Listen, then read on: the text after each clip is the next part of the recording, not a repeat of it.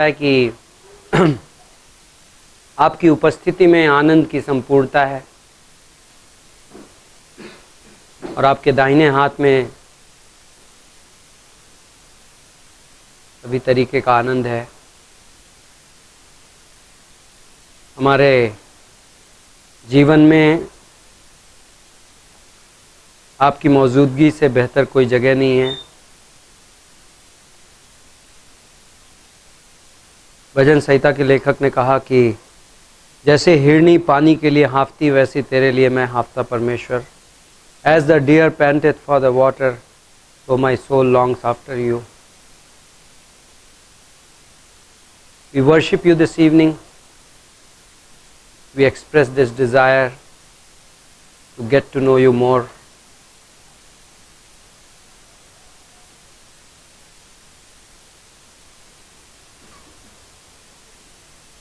There is no pleasure in things which we desire in our lives outside you, but we know that your word is able to satisfy us. So today we come to your throne of grace and we ask for this class that you will speak deep into our hearts, not based on our eloquence, not based on our intellect, not based on even our discipline, only by your grace and by the power of your Holy Spirit. In Jesus' name we pray. Amen. So, आज हमने कई सारे short topics pickup कर रखे हैं आज की class में and so first one is our Lord's proclamation in the Tartarus. Tartarus में प्रभु द्वारा घोषणा। पहला पत्रस का 3रा अध्याय 19वीं पंक्ति खोल सकते हैं आप। 1 Peter 3:19. That's where we will begin. And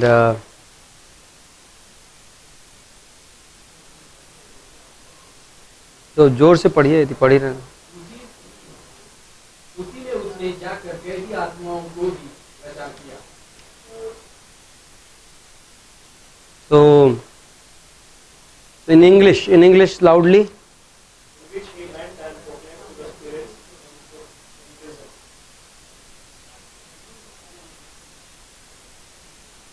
Now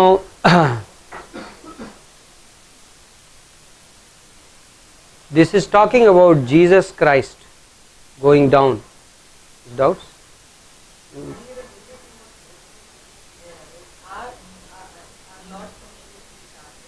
Tartarus प्रभु द्वारा प्रभु की एक ही बात है। See, Jesus Christ is doing that proclamation. So whether आप प्रभु की बोलें या प्रभु द्वारा बोलें, it's the same.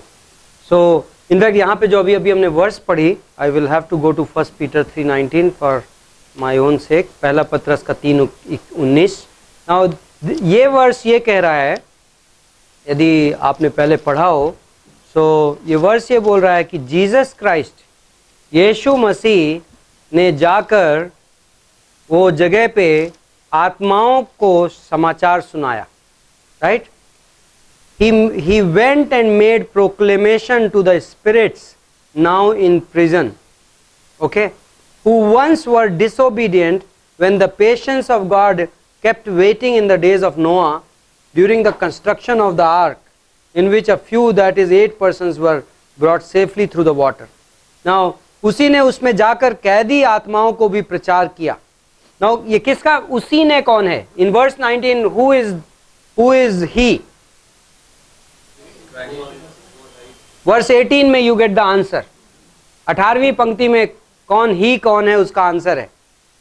For Christ, क्या बोलता है 18वीं पंक्ति? For Christ also died for sins once and for all. यीशु मसीह हमारे पापों के लिए एक बार हमेशा के लिए मरा, having been put to death in the flesh but made alive in the spirit. So वो शरीर में मारा गया हमारे पापों के लिए और आत्मा में जीवित किया गया।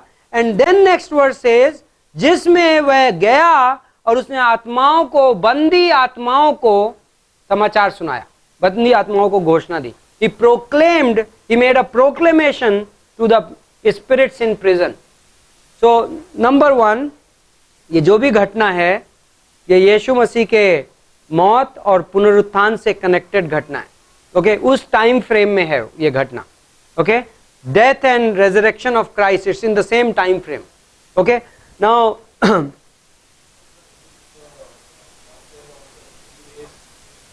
yeah, so the question is often asked, where was Jesus for 3 days? यीशु मसीह 3 दिन के लिए कहाँ था? And this seems to be the answer. ये उसका उत्तर हो सकता है. Now, if you remember, जब सूली पे लटका हुआ एक चोर जो उसे बोलता है, प्रभु मुझे अपने राज्य में याद रखना, right? Remember me in your kingdom. That thief on the cross. What did he say? Today you will be with me in paradise. आज तुम मेरे साथ स्वर्गलोक में होगे. So that means very same day Jesus Christ had to go somewhere and that place was paradise. यीशु मसीह कहाँ जाने वाला था? स्वर्गलोक जाने वाला था. Now if you also remember लूका 16 में, Luke 16 parable, जीसस क्राइस्ट ने धनी पुरुष और लाजर भिखारी का दृष्टांत, right? Like rich man and Lazarus, the beggar. What was the उसमें, where did the rich man go? धनी आदमी कहाँ गया? Hades, अधोलोक. That will be, to be precise, not even hell. अधोलोक, Hades. Where did the Lazarus the beggar go? Ibrahim की गोद में, right? That's the equivalent of paradise. That means जहाँ पे इब्राहिम था वहाँ पे वो भी गया, right? Old Testament saints जहाँ गए थे वहाँ पे वो गया. So the thing is, wherever these two places are, एक और चीज बड़ी क्लियर है, जो अधोलोक से धनी पुरुष लाजर को देख पा रहा था, right? So right from Hades, the rich man was able to see Abraham and Lazarus. So that means Hades and paradise were at the same location. अधोलोक और स्वर्गलोक दोनों एक ही जगह पे थे. It's not स्वर्ग and नर्क, right? It cannot be like that. नर्क में पड़ा हुआ आदमी स्वर्ग में क्या चल रहा है नहीं देख पाएगा. So I'm not going to that theology today because one day in our same series of classes हम cover करने वाले हैं hell, Hades और Tartarus में क्या फर्क है. Okay, that is a subject of another class. But today the question is, यीशु मसीह जब नीचे गया, right? So what did he do? So that's the question. Now 1 Peter 3:19, उसने आत्माओं को संदेश सुनाया. Now 2 Peter 2:4, दूसरा पत्रस का 2:4. 2 Peter 2:4. Now by the way, Jesus Christ did not go to hell. यीशु मसीह नर्क नहीं गया. Let's be very clear. जो ये place है, we want to define this place correctly. Okay? क्योंकि एक weird doctrine है कई जगहों पे based on these verses. They seem to say in that कुछ preachers तो over enthusiasm में या wrong doctrine में they go to the extent of saying Jesus went to hell to pay for our sins. That's wrong. यीशु मसीह को हमारे पापों का भुगतान करने के लिए नर्क जाने की जरूरत नहीं थी. यीशु मसीह ने हमारे पापों का भुगतान कहां पे पूरा कर दिया? He finished it on the cross. It is finished. Right? पूरा हुआ. There is no next step required. तो यदि वो नीचे गया, now Ephesians 4, इफिसियों का 2 पीटर 2:4 पढ़ने के पहले इफिसियों का 4 यदि आप पढ़ें, I think verse 7 है, but we'll just check. 4:7, is it? No. Wait a minute. 9. उसके चढ़ने से और क्या पाया जाता है, केवल यह कि वह पृथ्वी की निचली जगहों में उतरा भी था. Now this expression that he ascended, what does it mean except that he also had descended into the lowest parts of the earth? वो उठाया गया, इस वाक्य से ये मतलब निकलता है, पौलुस कहता है कि उठाए जाने से पहले वो धरती के निचले हिस्सों तक भी उतरा था. So that means before Jesus Christ ascended, he descended, right? So जिस भी जगह में गया, ये prisons, where they were in the lower parts of the earth. By the way, it's no big deal कि scientific research में ये observe किया. पहली बात तो जब धरती फटती है तो क्या निकलता है? आग निकलती है, right? So that's volcanoes. Everybody, every geologist knows. हर क्या कौन से शास्त्री बोलते हैं? भूगर्भ शास्त्री, राइट? हाँ, geologists, they know precisely कि after a few kilometers of earth नीचे क्या है? Lava is burning, right within the heart of the earth. क्या है? आग लगी हुई है. They have also recorded noises, right? उन्होंने आवाजें रिकॉर्ड की. Yeah. So that's interesting. But we are not going by that evidence, by the way. हम उस सबूत पे हमारी थियोलॉजी आधारित नहीं करते हैं. Geologist can change his mind, but I won't change. हमारी थियोलॉजी का बेसिस परमेश्वर का वचन है, right? So दूसरा पत्रस 2:4, 2 Peter 2:4.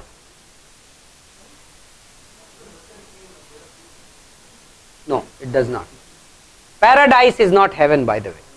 Paradise, if you see the Bible translations बड़ी clearly paradise को क्या translate करते हैं?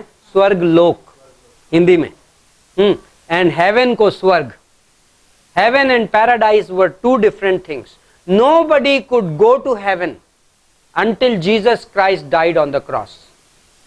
यीशु मसीह को सूली पर चढ़ने से पहले कोई भी व्यक्ति स्वर्ग नहीं जा सकता था. वो कहां पे जाते थे? पैराडाइज में जाते थे. Paradise was a awesome location. वहां पे फेलोशिप थी, संगति थी. अब्राहम एंड लाजर एंजॉय कर रहे थे, right? Everything is there, but they were not in heaven. But जब पॉल लिखता है फिलिपियों की किताब में या 2 कुरिन्थियों में, तो पॉल क्या लिखता पता है? हाउ डज ही से? When I no, not like that. Okay. For me to die is gain. That is there to live in Christ. But there is another one. Where is it? Where is it in the verse? I am trying to. Paul कहता है, like the expression is like this. Paul says, "I will close my eyes here, and I will wake up in heaven." Something like that. Not exactly in these words. Otherwise मुझे verse इस वक्त coat नहीं हो रही. So biblical principle ये है new testament में कि बिलीवर्स इस वक्त जब मरते हैं तो कहां जाते हैं? Like they go right in the presence of God, they go to heaven. But Old Testament believers, पुराने नियम में जो विश्वासी थे, जो they were not going to heaven, they were going to paradise. It's exactly this way. When will the unbeliever be thrown to hell? अविश्वासी नरक में कब फेंका जाएगा? श्वेत सिंहासन के, white throne judgment in Revelation chapter 20. ध्यान है? Nobody goes to hell. Imagine unbeliever dies, but he is not going to hell right now. Okay, where does he go to? Hades, अधोलोक. बाइबल जिसको हेडीज बोलता है, अधोलोक. This was another class जो कि मैं कवर करूंगा. हाँ, ये डिफरेंट वर्ड्स हैं. हेल के लिए क्या वर्ड यूज्ड है बाइबल में? लेक ऑफ फायर, आग की झील. रेवलेशन चैप्टर 20 में. What is hell? Hell is a lake of fire. Bottomless pit, that is the word Gehenna, but हम उस पे बाद में आएंगे. Okay, but Hades is a different word altogether. जो अधोलोक है वो अलग शब्द है. तो यहाँ पे 2:4, 2 Peter 2:4. क्योंकि जब परमेश्वर ने उन सब दूतों को जिन्होंने पाप किया नहीं छोड़ा, पर नरक में भेजकर अंधेरे कुंडों में डाल दिया, ताकि न्याय के दिन तक बंदी रहे. Now this is where, so now you heard it, Hindi वाले ने ट्रांसलेट किया क्या? नरक के कुंडों में डाला. बट एक्चुअली ये वर्ड नरक नहीं है. Okay, the word in Greek language is Tartarus.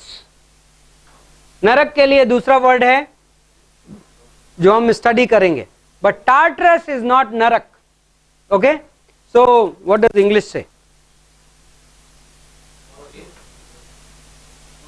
God did not spare angels when they sinned, but What does King James say?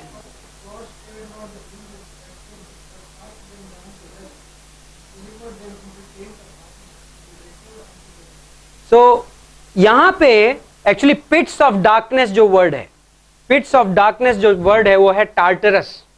Now Tartarus क्या है? टू अंडरस्टैंड दिस, एंड यीशु मसीह Tartarus में क्यों जा रहा है? ओके, क्या क्या प्रचार करने जा रहा है? That is the question. What does it say here in verse 4?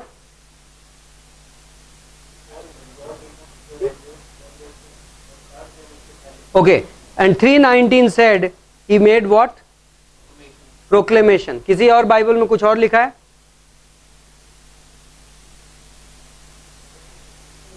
हाँ, से और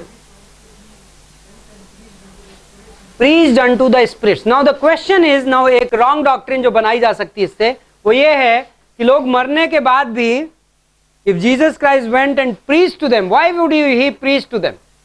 प्रीचिंग का क्या मतलब है? आप नॉर्मली प्रीच क्यों करते हो? नॉर्मली आप प्रीच करते हो टू लाइक आदमी बिलीव कर ले और मे बी रिसीव कर ले एंड गॉस्पेल एंड सेव हो जाए, right? But this is not what the purpose of preaching is here. तो फर्स्ट ऑफ ऑल, ये कौन से लोग हैं? ये कौन सी जगह है? ना जगह जो है वो टार्टरस है. ना व्हाट इज टार्टरस? टार्टरस एक कंपार्टमेंट है हेडीज के अंदर, अधोलोक के अंदर. ओके, अधोलोक के अंदर जहां की आज unbelievers, it is a temporary hell we can say. What do you say? Transitional hell. Transition को हिंदी में क्या बोलते हैं? मेरे हार्ट में वर्ड है बट नहीं, परिवर्तनशील है. कुछ समय के लिए, कुछ समय के लिए. अस्थाई बोल सकते हैं. अस्थाई भी परफेक्ट वर्ड नहीं, but let's not get into words. हाँ, सो बेसिकली टार्टरस, हेडीज जो अधोलोक है, वो कुछ समय के लिए, जब तक नर्क में जाने का समय नहीं आता, उस समय तक के लिए अविश्वासियों के प्राणों और आत्माओं को रखे जाने का स्थान है. Okay, souls and spirits of the unbelievers are temporarily abiding in that place called Hades until the white throne judgment. Okay, now within Hades, उसी अधोलोक के अंदर एक कंपार्टमेंट है जिसका नाम है टार्टरस, जहां पे कौन बंद पड़े हुए हैं? आत्माएं लिखा है. यहां पे आत्मा लिखा है. एंड देन 2:4 में क्या लिखा है? Angels, right? Now which angels are these? ये कौन से आत्माएं? Now question is, which are those spirits जो कि यहां पे बंद पड़े हैं? दैट बिकॉज शैतान तो खुल्लम खुल्ला घूम रहा है. ओके, डीमंस भी खुल्लम खुल्ला घूम रहे हैं. स्वर्गदूत हेवन में है. They are here right now. They are active. All the bars tonight, and all the, they are all visiting, right? There are Christian homes where their husbands and wives are fighting right now. Demons are all around. वो स्वर्गदूत होंगे जिन्होंने रूप परिवर्तित करके दानव बनाने का काम किया और उसके बाद फिर इनको परमेश्वर ने Exactly. So Genesis 6 में, उत्पत्ति के 6 में डिस्क्रिप्शन ऐसे जाता है, तब परमेश्वर के पुत्रों ने मनुष्यों की पुत्रियों के साथ शारीरिक संबंध बनाया और उससे कौन पैदा हुए? दानव पैदा हुए. The sons of God had relations with daughters of men, and what was the result? Result was Nephilims, the huge guys. वो क्या था? वो कौन लोग थे? Who were these people? These were fallen angels. ये दुष्टात्माएं थे जो किस पर्पस से उन्होंने इंसान की पुत्रियों के साथ शारीरिक संबंध किया? To corrupt the seed. इंसानी जाति को क्या करने के लिए? भ्रष्ट करने के लिए. क्योंकि उस जाति के द्वारा परमेश्वर ने वादा किया था कि कौन आएगा? इस औरत के बीज के द्वारा शैतान का सिर कुचला जाएगा. उत्पत्ति के 3:15 में, the seed of the woman will crush the head of Satan. So what is Satan's strategy? अपने फॉलन एंजल्स भेज के रेस को ही करप्ट कर दो. यदि सीड बराबर नहीं रहेगा, अब क्या होगा? मिक्स ब्रीड बन जाएगा. तो गॉड ने कहा okay, first of all God ने कहा एक राइचियस फैमिली को बचा के सारी दुनिया को मैं नष्ट कर देता हूं, कहानी खत्म, भ्रष्ट seed is over. And secondly what he did, उसने उनको क्या कर दिया, he destroyed the race except one family, Noah.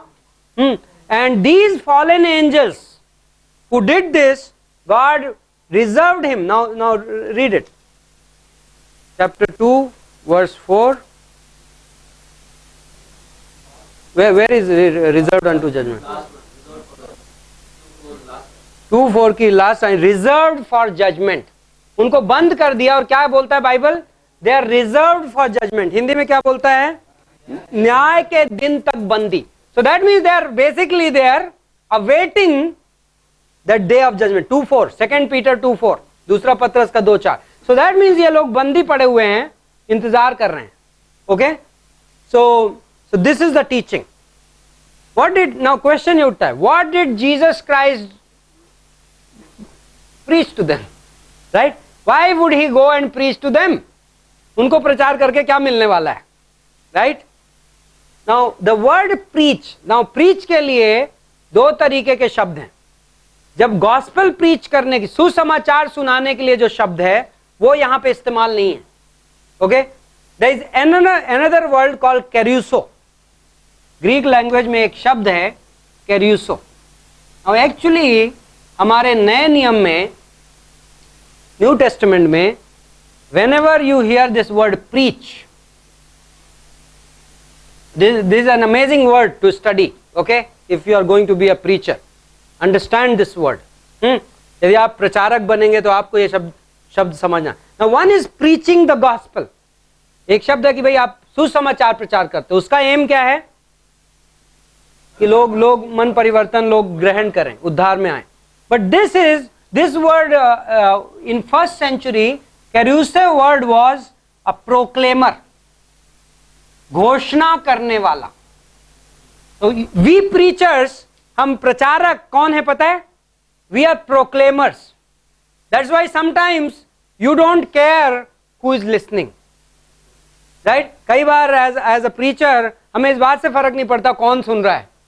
We are proclaimers. You know, ध्यान है, आपने पुरानी मूवीज देखी होंगी या कॉमिक्स वगैरह पढ़ा होगा पुराने जमाने। राजा को जब कुछ घोषणा करनी होती थी, राजाज्ञा, तो एक आदमी जाएगा और सड़क के बीच में खड़ा हो जाएगा, डफली बजाएगा, सुनो सुनो सुनो, right? He is making a proclamation, he is declaring the words of the king.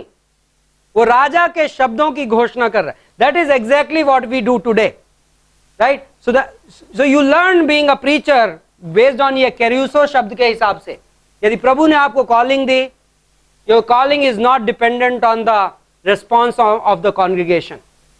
मंडली के वचन की और व्यवहार पर आपका प्रचार निर्भर नहीं करता। You are going to preach it anyway.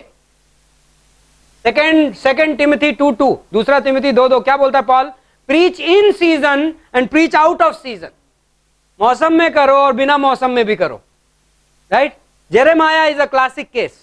And Jeremiah is probably the most effective pastor in the whole of the Bible. इर्मिया, like amazing, एक बार हमने मैसेज में बोला था ये बात। इर्मिया का fruit is filled with like book of Ezra, Nehemiah, Daniel, Ezekiel, ये सारे नेहमाया के फ्रूट है। हग्गाई, सब ने, लेकिन नेहमाया जब जी रहा था तो कोई नहीं खड़ा था उसके साथ में, उसको जेल में बंद कर रखे, लेकिन वो प्रीच करता जा रहा था। This is how you have that conviction. Don't get discouraged when people don't listen to you. Don't get discouraged when your congregation doesn't change the way you want them to change. आप निराश मत होइए जब लोग आपकी सुने ना या लोग बदले ना, आप बदलाव चाहते हैं। You don't actually preach to change people. आप बदलाव लाने के लिए प्रचार नहीं करते। आप क्यों प्रचार करते हो? Because this is the word of the king. Okay? ये राजा की आज्ञा है, राजा की घोषणा। I have a declaration to make. I have a proclamation to make. So that's the word keruzo. जब यीशु मसीह के बारे में some Bibles translate it like that. He made a proclamation. कुछ बाइबल्स में क्या है? आपकी बाइबल में preaching. He preached. Preached is a better word. Like same word used हुआ है. He made a proclamation. उसने घोषणा की. So this now suits. Why does it make like so normal कि वो जाके वहां घोषणा करेगा? क्योंकि ये स्पिरिट्स, जो ये फॉलन स्पिरिट्स थी, इनका पर्पस क्या था नोआ के दिनों में? क्यों इन्होंने किया था वो शारीरिक संबंध? परमेश्वर का वादा रोकने के लिए। और जिस दिन वादा फुलफिल हो गया, इट मेक्स सेंस कि जीसस क्राइस्ट जाएगा और प्रोक्लेम घोषणा, he is giving them the news कि गाइस, जो आप रोकना चाह रहे थे वो फुलफिल हो गया, तो गेट रेडी नाउ, तैयार हो जाओ अपने न्याय के लिए। So that is what this passage means. Okay, so wow, what does this guy say?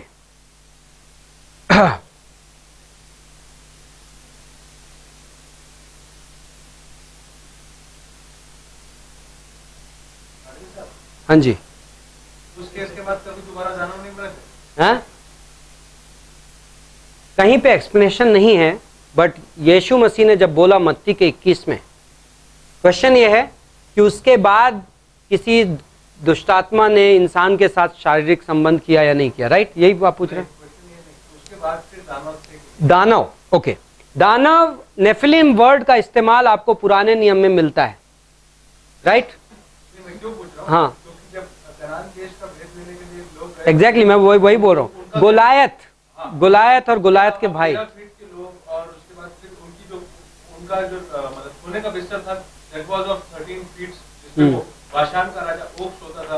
Even ये लोग कनान देश में जाने के पहले डर गए। इसका कारण क्या था?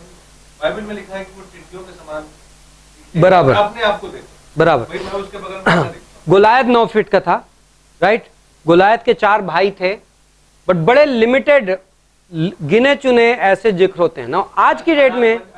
हाँ, अनाकवंशी। आज की डेट में भी यदि आप 21वीं सदी में भी खोजने निकले हैं तो एक आध दो एक्सेप्शनल केसेस आज भी आपको मिल जाते हैं, जो उस लेंथ और उस विड्थ के, उस टाइप के मिल जाते हैं, राइट? कि कोई इतने क्विंटल का है एक आदमी, वर्ल्ड रिकॉर्ड होल्ड करता। सो ये सब एक्सेप्शंस हैं। नाउ सेम वर्ड का यूज किया गया है नेफिलिम, जो कि उत्पत्ति के 6 में यूज किया गया था। तो क्वेश्चन ये उठता है कि लोगों ने इन लोगों को भी नेफिलिम क्यों बोला? वो इसलिए कि लोगों का वो बेंचमार्क है कि जब आपने दानव को दानव बोलने लगे तो अब आपको किसी भी उस कैटेगरी का जो भी आदमी मिलेगा आप उसको नेफिलिम बोल रहे हो। But that does not prove कि उत्पत्ति के 6 में जैसे पैदा हुए थे ये दानव उस तरीके से पैदा हुए। बिकॉज परमेश्वर ये बोलता है, उत्पत्ति मत्ती के 21 में यीशु मसीह ने बोला, जब तलाक के विषय में सवाल पूछा गया सद्दुकियों द्वारा, यीशु मसीह ने बोला, Sadducees asked the question regarding divorce and Jesus said like, yeah, that is what he said. But then the point which I'm saying is, he said in heaven there are no marriages. Man does not marry like angels, है ना? मतलब जैसे स्वर्गदूत शादी नहीं करते और स्वर्गदूत बच्चे नहीं पैदा करते, वैसे इंसान भी नहीं करेगा स्वर्ग में। What does that mean? Today none of the angelic beings are capable of producing children and having physical relations. At that time they were. That's the point. They are part of the 1/3. They are part of the 1/3. वो 1/3 का हिस्सा हैं, वो actually दुष्टात्माएं ही हैं। Now if you remember, एक और उनका evidence एक और जगह बाइबल में आपको बता देता हूं। प्रकाशित वाक्य की किताब somewhere in chapter 8 और 9, Revelation chapter 8 और 9, you remember, जब वो बोल जजमेंट चल रहा होता है, हाँ, तो एक टाइम आता है कि जमीन में गड्ढा हो जाता है और सब तरीके की टिड्डियां और जानवर और तरह तरह के जानवर निकल के आते हैं और पूरी धरती का 1/3 पॉपुलेशन नष्ट कर देते हैं। हाँ, हु आर दीज? जो जमीन के अंदर से निकल, वो pit for the time being in the book of Revelation, महाक्लेश के समय में, ग्रेट ट्रिबुलेशन के टाइम में गॉड वो पिट खोल देगा और ये सारे जो मे बी सेटन की आर्मी के ये फियर्सेस्ट, सबसे खतरनाक लोग अभी बंद पड़े हुए हैं, and in the tribulation period they will be released as a part of the judgment. अथाह कुंड, आई मीन टर्मिनोलॉजीज में फर्क हो सकता है, बिकॉज इतने कम यूसेज हैं इन वर्ड्स के कि आप स्पेसिफिकली स्पीकिंग टर्मिनोलॉजीज पे बहुत ज्यादा अटक नहीं सकते। बिकॉज अथाह कुंड इवन उसको भी बोला गया, नर्क को भी बोला गया है, राइट? बॉटमलेस पिट। सो अपन स्ट्रिक्टली टर्मिनोलॉजीज पे ना जाएं, बट हम उस जगह को डिफाइन करें, वो जगह है क्या। वो जगह नर्क इसलिए नहीं हो सकती, this cannot be hell, because no demon, no Satan, no soul has been put into hell till now.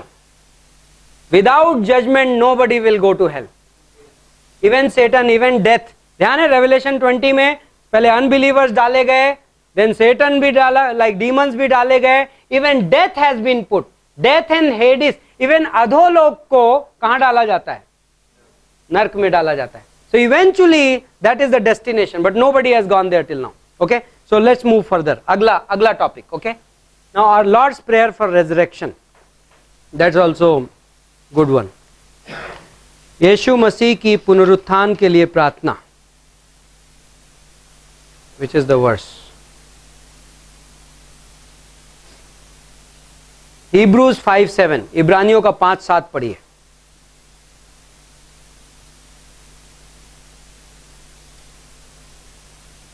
यीशु ने अपनी देह में रहने के दिनों में ऊंचे शब्द से पुकार कर और आंसू बहा कर उसने जो उसके मृत्यु से बचा सकता था, प्रार्थनाएं और विनती की और भक्ति के कारण उसकी सुनी गई। Okay, in English I'll read. In the days of his flesh, he offered up both prayers and supplications with loud crying and tears to the one able to save him from death, and he was heard because of his piety. Now question, क्या यीशु मसीह ने रो रो के पिता से यह प्रार्थना की कि मुझे मरना नहीं है, मुझे मौत से बचाओ? Right? But then what does this verse mean? That's the question. Only Greek, जब आप ग्रीक सोर्स में जाएंगे, suddenly you know the answer. Now जो यहां पे वर्ड फ्रॉम है, फ्रॉम, ओके, फ्रॉम, से, मृत्यु से, दिस वर्ड इज एक, ग्रीक लैंग्वेज में। नाउ फ्रॉम के लिए से, he from death, saving him from death, and then बोलता है God answered him, but then he died on the cross, right? वो सूली पे मरा। So in that sense God, so lot of people think ये Hebrews 5:7 गत्सामनी का जिक्र है, गत्सामनी की प्रार्थना, but this is not गत्सामनी। वो तो कटोरे की थी। हाँ, लाइक गत्सामनी में जीसस ने कहा कि प्रभु ये कटोरा मेरे से हटा लिया जाए, एंड वो कटोरा एक सेंस में वो कॉलिंग है क्रूस के ऊपर, और लोगों के पाप को लेने वाली कॉलिंग है।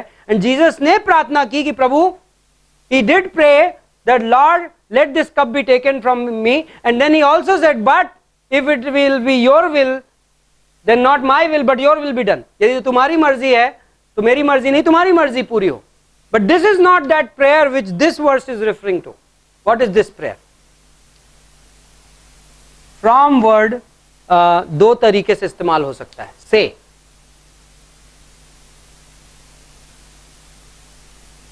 now the Greek version एक को यदि आप ट्रांसलेट करें तो आउट ऑफ,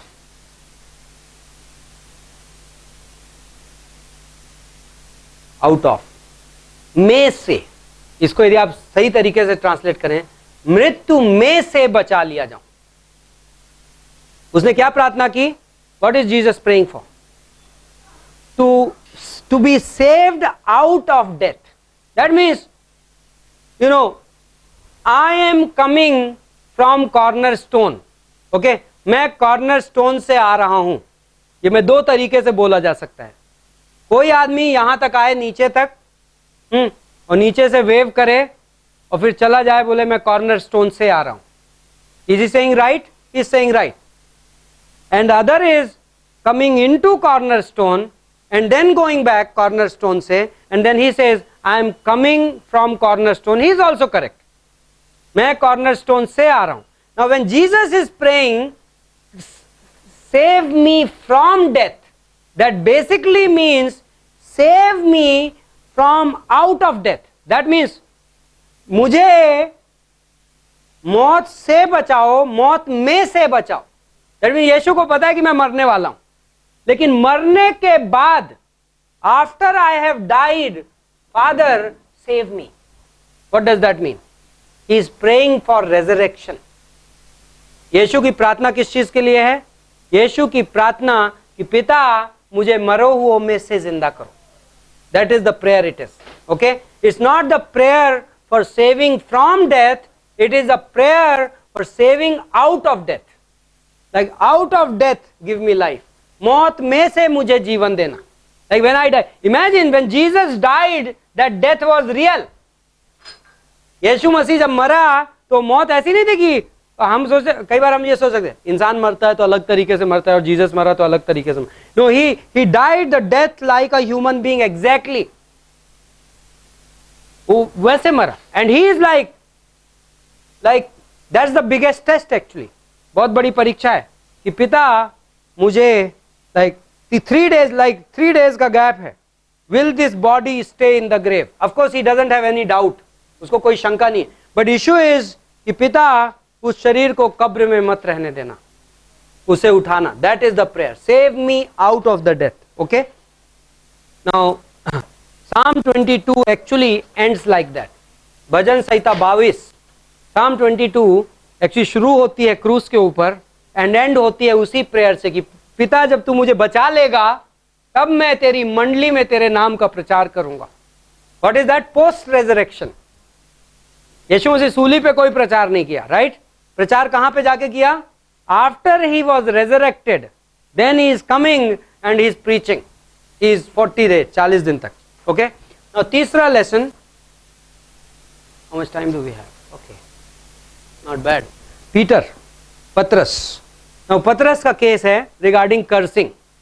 ध्यान है, यीशु मसीह ने कहा 3 बार तू मेरा क्या करेगा? Now let's read that verse. कहां पे हो? इंग्लिश में इंटरेस्टिंग. यू विल कर्स मी.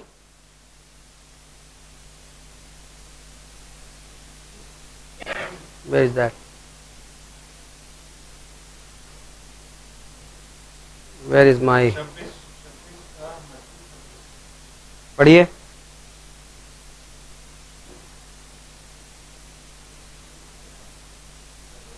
और पतरस आंगन में बाहर बैठा हुआ था कि लौंडी उसके पास आकर कहा कि तू भी यीशु गलीली के साथ था. उसने सबके सामने यह कहकर इनकार किया और कहा कि मैं नहीं जानता कि तू क्या कह रही है. जब वो बाहर रेवड़ी में चला गया तो दूसरी ने उसे देख कर उससे जो वहां थे कहा, यह भी तो यीशु नासरी के साथ था. उसने शपथ खाकर फिर इनकार किया कि मैं उस मनुष्य को नहीं जानता.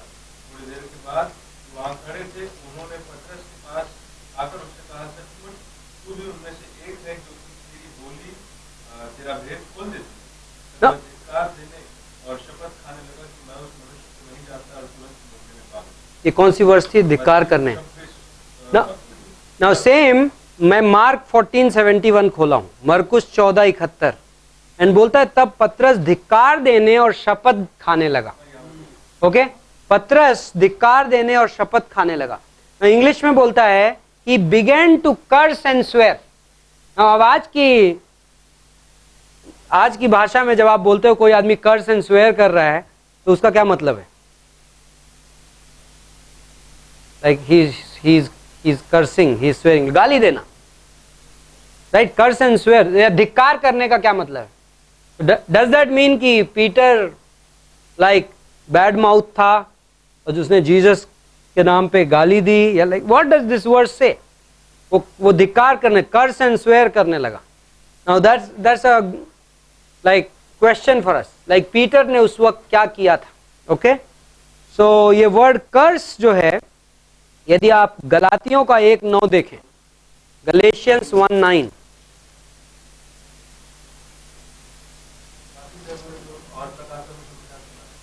cursed is the one who preach another gospel, right? Correct, cursed. Now same word curse use hai. Okay, now this word curse and Galatians 1:9 में जो cursed word है and Mark 14:17 में जो cursed word है same है. And what is the word? Anybody knows?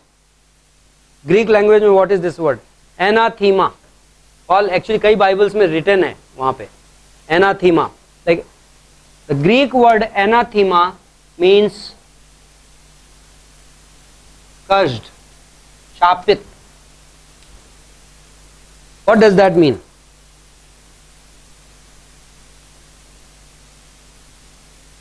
Declare oneself liable to severe divine penalty. What is the meaning of cursed? Cursed में शापित का मतलब क्या होता है? ये घोषणा करना कि कोई व्यक्ति declare oneself to be liable for strict divine punishment. Okay, divine penalty.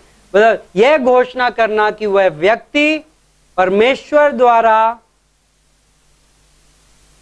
क्या किया जाएगा? दंडित किया जाएगा.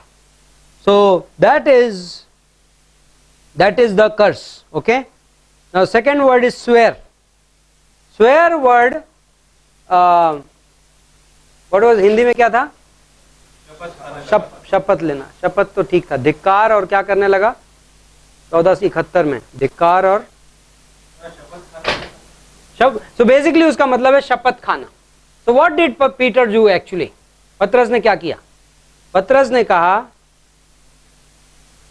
कि मैं उसे नहीं जानता. That is what he did not do cursing. What he did? उसने कहा मैं उसे नहीं जानता. लाइक उसने अपने आप को यह घोषणा की कि मैं अपने आप में क्या कर रहा है कि गॉड को मैं नहीं जानता, मैं यीशु मसीह को नहीं जानता, मैं उसकी सजा के योग्य हूं और उसका मुझसे कोई वास्ता नहीं. एंड उसने शपथ खाई. Okay. So I think that was short lesson on Peter. Now let's go to intense life. 2 Timothy 2:15. दूसरा Timothy 2:15.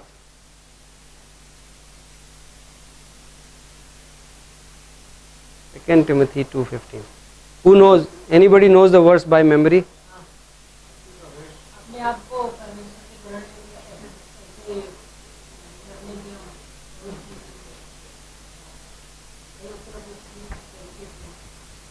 Yes, good attempt. English में ऐसे study to show yourself approved. This is how this verse starts. Study to show yourself approved. आज आप क्या कर रहे हो यहाँ पे? स्टडी कर रहे हो. Right. It's not just a casual listening to the Bible. Study.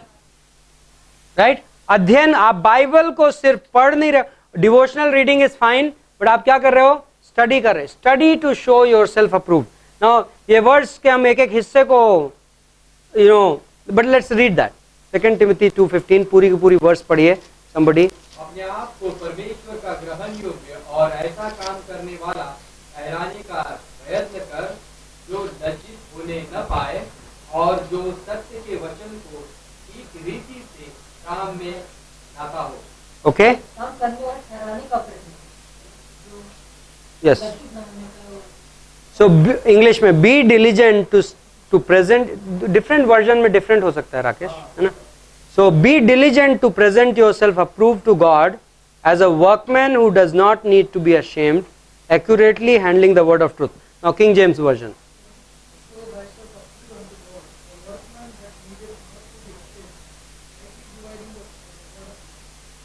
Now as a servant of God, प्रभु के दास के तौर पे, study is my important responsibility. Okay. अध्ययन करना, वचन का अध्ययन करना मेरी बहुत खास जिम्मेदारी है. But this verse is actually saying something much more than study. Okay. So हम स्टडी वर्ड पे जाएंगे. वर्ड जो है spoudizo. Spoudizo. SPOUDIZO. Now this is the idea. Make haste. मैं कुछ वर्ड्स दूंगा जो ग्रीक लैंग्वेज ट्रांसलेट करते हैं इसको. मेक हेस्ट, जल्दी करना. Okay. Then being eager. It's not just about मैं कितना समय बिताता हूं. It's about how eager I am for the word of God. Eager means कितना मैं उत्सुक हूं. Okay? कितना उत्सुक हूं. Very good. That's a good word. Then giving diligence. Diligence मतलब मेहनत करना, कोशिश करना. And then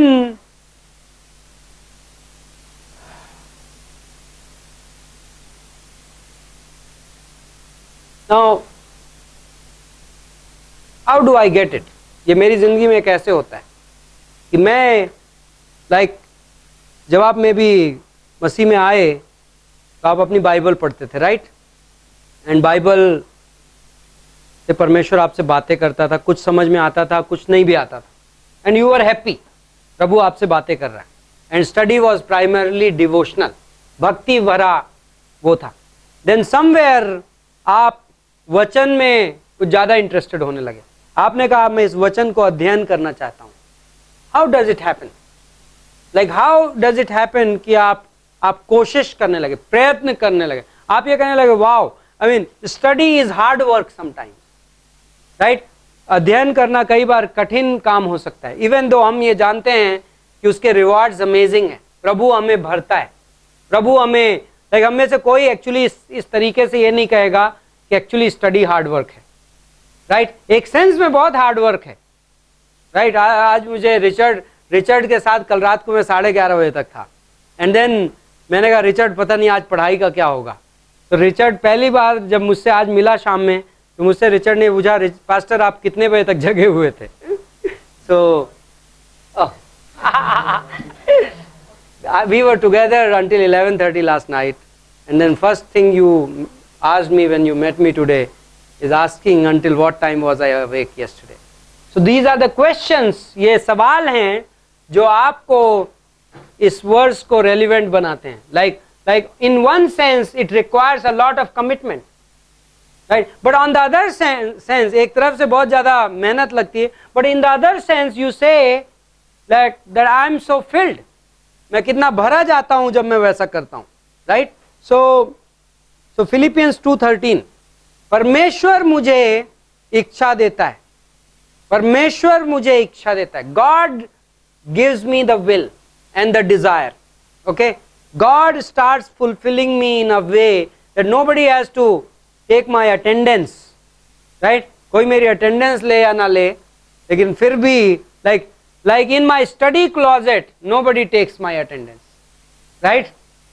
like मैं जहाँ पे पढ़ाई करूँगा, मैं हम सब के लिए कह रहा हूँ, वहाँ पे कोई attendance लेने वाला नहीं है, but I study. And Paul यही कह रहा है, study, like be diligent, be, and it's nothing to do with just studying. सिर्फ अध्ययन करने से उसका कोई, even though इस वर्स में ये स्टडी कह के ट्रांसलेट किया गया, लेकिन let's see another verse. First, I don't have. 1 Timothy 6:12 is another verse, but very similar. Now, 1 Timothy 6:12, पहला तिमोथी 6:12 में पॉल तिमोथी को लिखता है, fight a good fight of faith. Now think of this, ये कौन आदमी है? Who is Paul? Is the same man who is writing to you regularly different पत्रियों में। What does he say? Today, like that's Hebrews, but enter into his rest, it is finished. परमेश्वर ने काम पूरा कर दिया, आपको सिर्फ क्या करना है? विश्राम करना है। Now विश्राम, 1 Timothy 2:24, servant of the Lord must not strive. Do you know strive का मतलब क्या होता है? Don't try to put extra effort. Don't बहुत जरूरत से ज्यादा आप मेहनत मत करिए, जरूरत से ज्यादा कोशिश मत करिए। Servant of the Lord must not strive. And बहुत प्रभु का, पहला तिमोथी 2:24, प्रभु का दास, हिंदी बाइबल ऐसे बोलता है, प्रभु का दास झगड़ालू नहीं होना चाहिए, बट झगड़ालू ही नहीं। दूसरा तिमोथी 2:24, sorry, 2 Timothy 2:24, 2 Timothy 2:24, servant of the Lord must not strive. So वही पॉल ये लिखता है, but on the other hand 1 Timothy 6:12,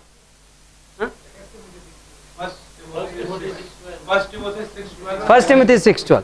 So 1 Timothy 6:12 में पॉल लिखता है, फाइट अ गुड फाइट, अच्छी अपनी लड़ाई अच्छे तरीके से लड़ो।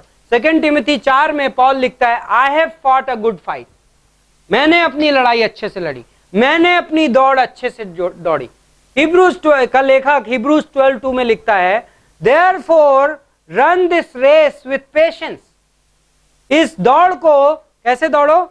धीरज के साथ दौड़ो। But then you don't run a race with patience, you run normally a race with speed, right? यदि आप दौड़ रहे हो तो उसको धीरज से नहीं दौड़ते, आप कहते हो कि पूरी जान लगा के दौड़ो, but then this is a Christian race which is very different. ये जो दौड़ है और ये लड़ाई है बड़े अलग टाइप की। On one hand you have amazing state of rest, लेकिन on the other hand it is really giving it all, पूरी ताकत से दौड़ रहे हो, right. And first Timothy, second Timothy 2:15, दूसरा तिमोथी का 2:15, लाइक प्रयत्न करो, लाइक पूरी जान लगा दो, that's what it means. Now यदि आप उन सारे वर्ड्स को समराइज करना चाहो, like in the words of Kenneth west the Greek scholar, वो बोलता है this words, all these meanings of that word can be summarized in this one word, intense, like gehan, like live an intense life, give it all to God, right। परमेश्वर को अपना सब कुछ दे दो और एक गहनता का जीवन, लाइक इंटेंसिटी का जीवन जियो, हल्का फुल्का नहीं, like not just in your study life but in your whole Christian life. It is very profitable, बहुत मजेदार है। There is no better way to live a Christian life than to live with a divine intensity.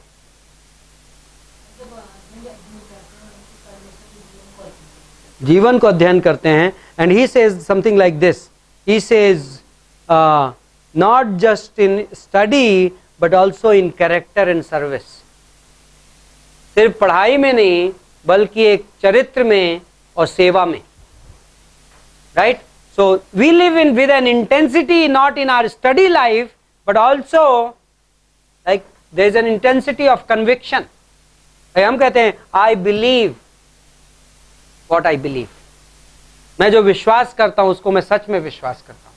I am not playing games, मैं मजाक नहीं कर रहा हूं, मैं खेल नहीं खेल रहा हूं, राइट। एंड लाइक एक्ट्स में, प्रेरितों के काम की किताब में पौलुस ने कहा, व्हाट डिड ही से, I believe therefore I speak, मैं विश्वास करता हूं इसलिए मैं बोलता हूं, मैं विश्वास करता हूं इसलिए मैं बोलता हूं। That's an intense life. Okay, so open to गलातियों का 5वां अध्याय, Galatians chapter 5, that's the last lesson of this evening. आज मैंने क्विक छोटे छोटे लेसन आपको कवर कराए हैं। गलातियों का 5, 16 और 17।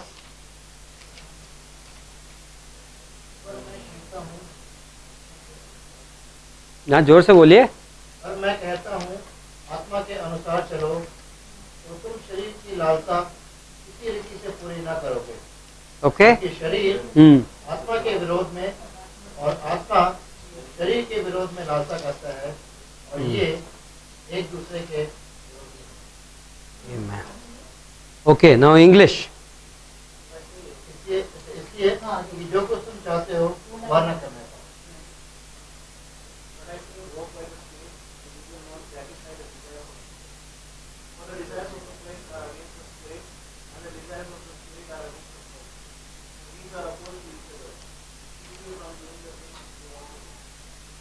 ओके, नाउ यहाँ पे दो वर्ड हैं, दो कंट्रास्ट कंटिन्यूसली दोनों वर्सेस में हैं। फ्लैश वर्सेस स्पिरिट, देह और आत्मा, राइट। बाइबल कह रहा है आत्मा में चलो, walk in the spirit, right. Now what is the flesh? हमारा शरीर, old sin nature. Okay, that's a good definition. पुराना पापी स्वभाव, फ्लैश, देह, पापी स्वभाव। अनदर वर्ड, किसी के पास और कोई शब्द है इसके लिए, फ्लैश के लिए? नाउ ग्रीक लैंग्वेज में फ्लैश के लिए शब्द है सार्क्स, सार्क्स, SARX, सार्क्स। नाउ किसी के पास और कोई शब्द है जो बाइबल में इस्तेमाल है फ्लैश के लिए? ओल्ड मैन, हिंदी में क्या बोलते हैं उसको? पुराना मनुष्य। Any other?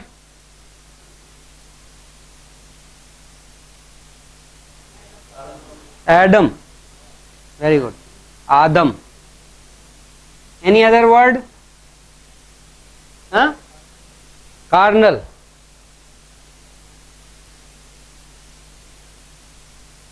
दैहिक. Any other word? See, Bible इसकी की तारीफों से भरा हुआ है. इस हमारे अंदर ये जो ओल्ड मैन है उसके बारे में बाइबल को बहुत कुछ कहना है. इसके लिए बहुत नामों से पुकारते. एक और वर्ड है रोमन 6 में. That's Adam. रोमन 6 में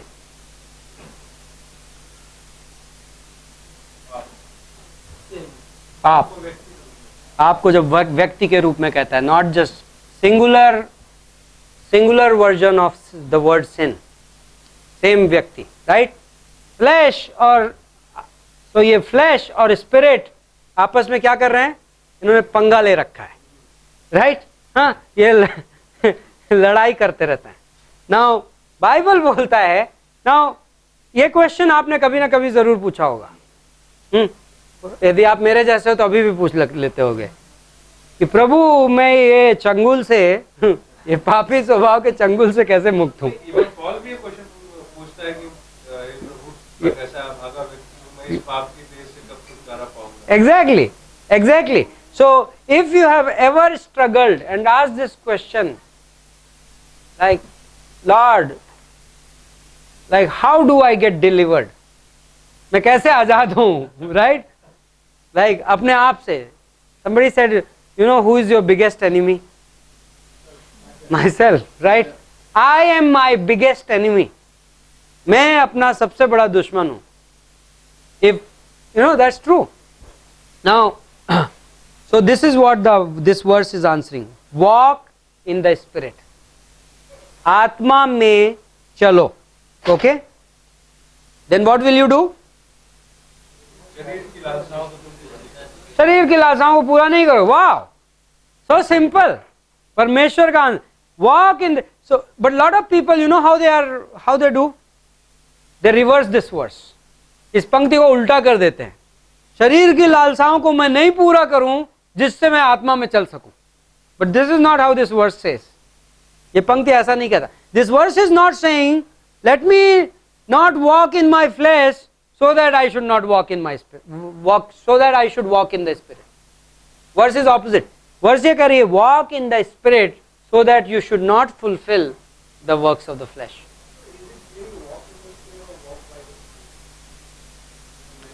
It's a good translation. It's a good translation. We are coming to that actually.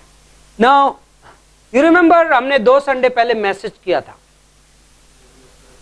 Yeah, in the spirit, life in the spirit. Acts chapter maybe 16, 17, 18, 19. इसमें हमने 5 रेफरेंसेस आपको दिखाए थे कि in the spirit, ये phrase in the spirit, आत्मा में.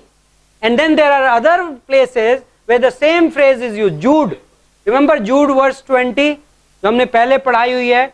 Building yourself in the most holy faith. And then he adds to it, praying in the spirit. Right? अपने आप को इस अति पवित्र विश्वास में मजबूत करते हुए आत्मा में प्रार्थना करते हुए. Now what does this phrase in the spirit mean? That is what we are going to define today. In the spirit. Now ये in word,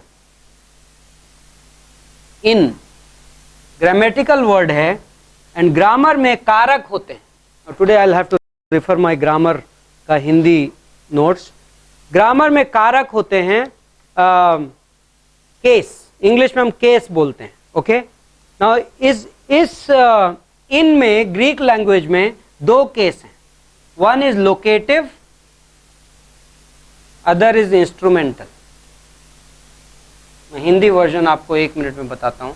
लोकेटिव केस का मतलब होता है लोकेटिव मीन्स अधिकरण कारक. अधिकरण कारक आपके पास सबको ये मैंने नोटबुक में दिया हुआ है यदि आपके पास वो पेपर हो. इंस्ट्रूमेंटल मीन्स करण कारक. इंग्लिश वालों को समझना ज्यादा आसान है. लोकेटिव वर्ड आया है लोकेशन से. ओके. जब when my life my walk is located in the spirit, okay, मेरी जो चाल है वो आत्मा के स्थान में, स्थान भी नहीं, लेट मी से दिस, आत्मा के दायरे में. Do you know the word दायरा? In the arena of the spirit. This is my life. I eat, I go work, I am a husband, मैं एक पास्टर हूं, ये मेरी लाइफ है. But everything I am in the, I operate in the arena of the Holy Spirit. मैं पवित्र आत्मा में जीता हूं. My life is located in the Spirit. It brings the idea of presence, उपस्थिति. Like मैं पवित्र आत्मा में, like मेरी जिंदगी आत्मा का जो काम चल रहा है इसमें उसका हिस्सा है. Okay, but the second one is instrumental. Instrumental word कहां से आया पता है? इंस्ट्रूमेंट. इंस्ट्रूमेंट लाइक आत्मा मेरे उस चीज का औजार है. That's how it is the translated by, के द्वारा. तो आत्मा के द्वारा. तो but if you use that by alone is not sufficient. In the English language by alone is not sufficient to communicate जो ये बोल रहे. सो विश्वासी आत्मा में कैसे चलता है? नंबर वन, मैं जो कुछ भी हूं, मेरी जिंदगी जो कुछ भी है, what ever I am doing, what ever I am living, it is a part of the work of the Holi spirit. That's amazing. आज मैं जो भी, लाइक मेरी जिंदगी के हादसे उसमें इंक्लूडेड है. Tragedies of my life are included in that. I am still in the spirit. मैं आत्मा में हूं. But on the other hand, when I need to do something, holy spirit becomes my instrument. मैं आत्मा के द्वारा करता हूं. So when it says praying in the, like classic, सबसे classic illustration है praying in the spirit का, आत्मा में प्रार्थना करने का. When I pray, जब मैं प्रार्थना करता हूं, so if I am praying in the spirit, so my prayers are located, my prayer life is located in the spirit. So that means मेरी प्रार्थना का जीवन पवित्र आत्मा में है. Like when I pray, I never pray alone. जब मैं प्रार्थना करता हूं, मैं कभी अकेला नहीं प्रार्थना करता. कौन है वहां पे? आत्मा है. But then not just वो है, but he also wants to help me in my prayer. Yes, कि आत्मा मेरे साथ आहे भर के प्रार्थना करता है. हाँ, so that means, so if I pray my own prayers, मैं अपने ही प्रार्थनाएं बोल जाऊं और आमीन बोल के निकल जाऊं, that's not the meaning, real meaning of prayer. That may not build me up. But if I go in my prayer and I take time to receive from the Holy Spirit what He wants me to pray, and then take His help to pray, then the prayer is very meaningful. प्रार्थना बहुत अलग हो जाती है. Okay, same way walk. Now word walk in the Spirit. आत्मा में चलो. What does the word walk? Now एक और चीज, ये walk word है, चलो word. ग्रीक ग्रामर में it is present imperative. वर्तमान काल आज्ञा सूचक. वर्तमान काल आज्ञा सूचक. ना वर्तमान काल का क्या मतलब होता है ग्रीक लैंग्वेज में? नो, नॉट हिंदी का वर्तमान, ग्रीक का वर्तमान. No, that's perfect. That's पूर्ण काल. What is present? A continuous repetitive action. लगातार होने वाला, बार बार होने वाला काम. So when, I'm not talking English right now, I'm talking Greek. So Greek में present tense क्या है? Repetitive, habitual, continuous action. लगातार होने वाला. इस प्रेजेंट ग्रीक में एंड एरिस्ट में क्या अंतर है? Aorist is an action which does not so much concern the time period of the action. Aorist tense में उस कितना समय लग रहा है उस काम में, aorist को उससे कोई लेना देना नहीं. Aorist only denotes that the action is taking place. Aorist समझ गए ना आप, है ना? So but present में idea is, जब present tense में बाइबल में कोई चीज लिखी है यूनानी भाषा में, तो कहा जा रहा है कि बार बार होना है वो एक्शन। एरिस्ट टिपिकली कैसे जगहों पे यूज होता है, जहां पे something happened and it doesn't need to repeat. तो फॉर एग्जांपल साल्वेशन जो का वर्ड है, you are saved by faith, वो किस टेंस में है पता है? एरिस्ट टेंस में। एरिस्ट काल में है, तुम विश्वास के द्वारा उद्धार में आए, विश्वास के द्वारा हमारा उद्धार हुआ है, अनुग्रह ही से विश्वास के द्वारा हमारा उद्धार हुआ है। Now but then when it says present imperative, इसका मतलब क्या है? Number one, it has to be repetitive, you have to get into the habit of that, आदत डालनी है आपने, that is number one। आज मैं प्रभु के साथ बढ़िया चलता हूं, it is not like yesterday's victories in Christian life cannot be my today's provision, I have to live in victory today। कल की विजय मसीही जीवन में मेरी आज की जरूरतें नहीं पूरा कर सकती, मुझे आज प्रभु के साथ विजय में जीना है।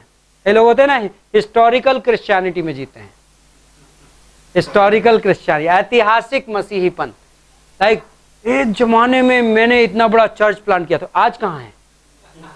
Why don't you go for soul winning today, right? हम एक टाइम में ऐसा कर, how about today, let's do it today, right? यदि आप like we are not questioning कि आप क्या करते थे, बट इशू इज कि हिस्टोरिकल क्रिश्चियनिटी में लाइक ऑफ कोर्स हम एडिफाइंग तरीके से पास्ट के इंसिडेंट्स याद करते हैं, प्रभु के काम को उसमें वो करते हैं, but for some people all their Christian life means is what they did 5 years back. But actually God is a God of today, परमेश्वर आज का परमेश्वर है। मैं हूं, जब लोग तुमसे पूछे किसने तुम्हें भेजा है, तो क्या बोलो? मैं हूं, I am has sent you, right? So learning, like developing a habit, doing it consistently over and over again. And then second one is imperative, आज्ञा सूचक। What does that mean? It's a command. God is not suggesting. Now suggestion जहां पे होता है, that's a different thing. But here God is saying, मैं आज्ञा दे रहा हूं, right? It's worth doing it. Now then अगला वर्ड है Spirit, what does it say?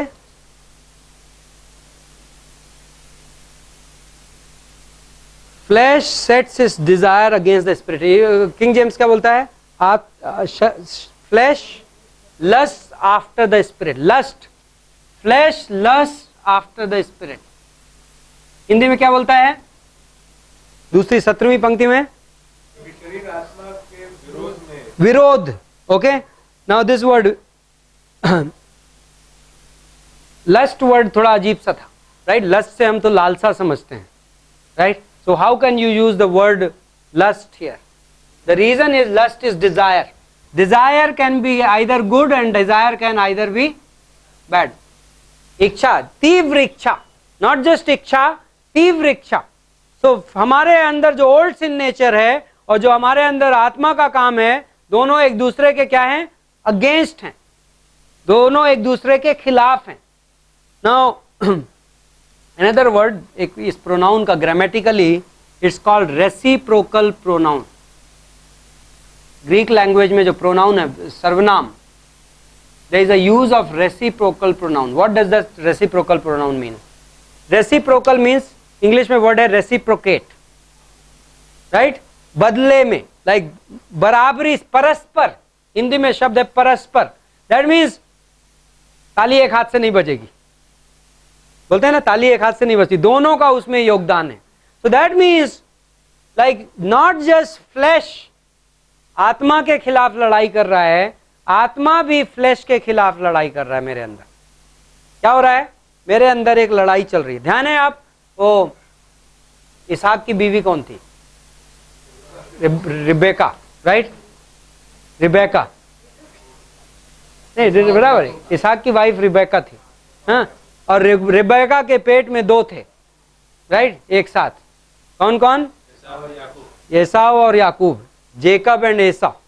And what does Bible say? ये दोनों अंदर ही लड़ रहे थे। That's a beautiful picture of a believer. वो विश्वासी की तस्वीर है कि हमारे अंदर दो हैं और दोनों आपस में लड़े पड़े हैं, राइट? एंड ये लड़ाई कभी खत्म नहीं होने वाली। Flesh is lusting against the spirit. हमारे अंदर का पापी स्वभाव आत्मा के साथ क्या कर रहा है? डीप डिजायर के साथ लड़ रहा है। Okay, deep desire, lust. Now वहां पे बोलता है, केनेथ व्हिस बोलता है, इंग्लिश के पास उसका ट्रांसलेशन नहीं है, बट ग्रीक में ये लस्ट के साथ में एक प्रीपोजिशन लगा हुआ है जो एक्चुअली लस्ट के मीनिंग को मैग्नीफाई कर रहा है, जो कि प्रीपोजिशन इंग्लिश में है ही नहीं। दैट मीन्स दिस लस्टिंग, जो ये लड़ाई है, बड़ी इंटेंस है। आत्मा और पापी स्वभाव के बीच की जो लड़ाई है वो बहुत तगड़ी लड़ाई है। ओके, नाउ तो इंग्लिश में वो वर्ड देता है क्रेविंग। तो लस्टिंग से ज्यादा बेटर वर्ड वो बोलता है यदि आप क्रेविंग बोलो। हिंदी में क्रेविंग को क्या बोलते हैं? हिंदी में I don't know, lust and craving में बहुत ज्यादा फर्क होगा क्या? लालसा, लाइक एनीवे। हाँ, सो एंड देन गहरी लालसा, गहरी लालसा। नाउ वहां पे जो वर्ड है, you will not fulfil the lust of the flesh, walk in the spirit and you will not fulfil the lust of the flesh. वहां पे एक और अच्छी चीज है,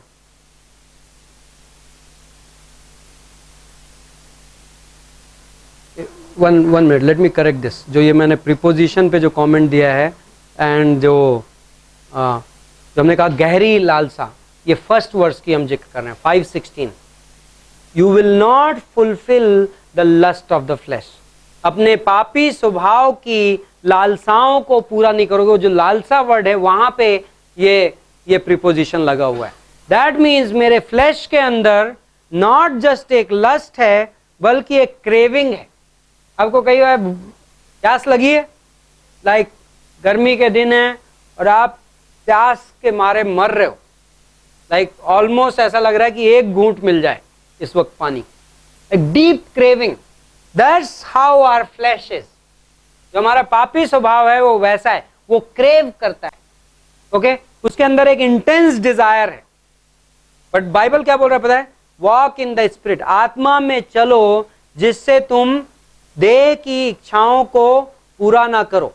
नाउ पूरा ना करो वर्ड ग्रीक लैंग्वेज में डबल नेगेटिव है।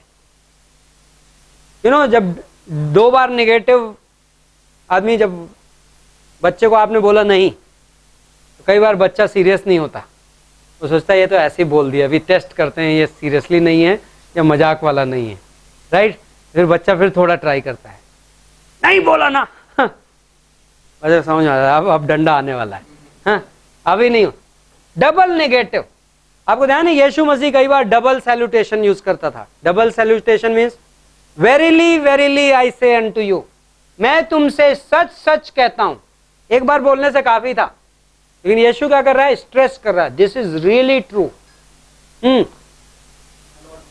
माई Lord why have you forsaken me, मेरे प्रभु मुझे तुमने क्यों छोड़ दिया। So double salutation, same way यहां पे डबल नेगेटिव है। भाई आप लोगों को पता है ये, I think this should have been lesson, Hebrews 13:5। I'll come back here, but have you ever read Hebrews 13:5 है 13:8 है? मैं तुम्हें कभी नहीं त्यागूंगा। Where is it? Just because आ गया डबल सैल्यूटेशन पे सब्जेक्ट। 13:5 इब्रानियों का 13:5। नहीं पता हो तो शांत रहने का एंड बाइबल खोलने का और देखने का, उसके बाद बताने का। ओके, तो Hebrews 13:5, I will never desert you nor will I ever forsake you. King James? नहीं है सर, वो वर्ष Hebrews 13:5 ही है, second half. I will never leave thee, I will never forsake thee. मैं तुझे कभी नहीं छोड़ूंगा, ना कभी तुझे त्यागूंगा। नाउ इंटरेस्टिंग पार्ट, हिंदी और इंग्लिश में इसमें दो बार ना है। Okay, I will never leave you is basically, Hindi में तो वन नो है। If you read the Greek, there are 5 noes there. So this is how you will say it in English. I will never leave you. मैं तुम्हें कभी नहीं कभी नहीं छोड़ूंगा। That's amazing. This is how God says. When God wants to say something very, very strong, this is how he says. 5 times, 5 no's there in that verse. In Greek construction, यूनानी भाषा में 5 नहीं है उस पंक्ति में, उस एक मैं तुम्हें नहीं त्यागूंगा। That's amazing. That should encourage you.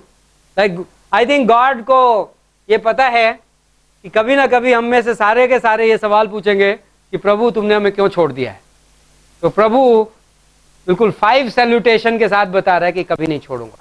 Right, like I will never leave you, no never, no never, never leave you. That's how it means. Okay, so going back to Galatians 5:17. So now what does Holy Spirit do?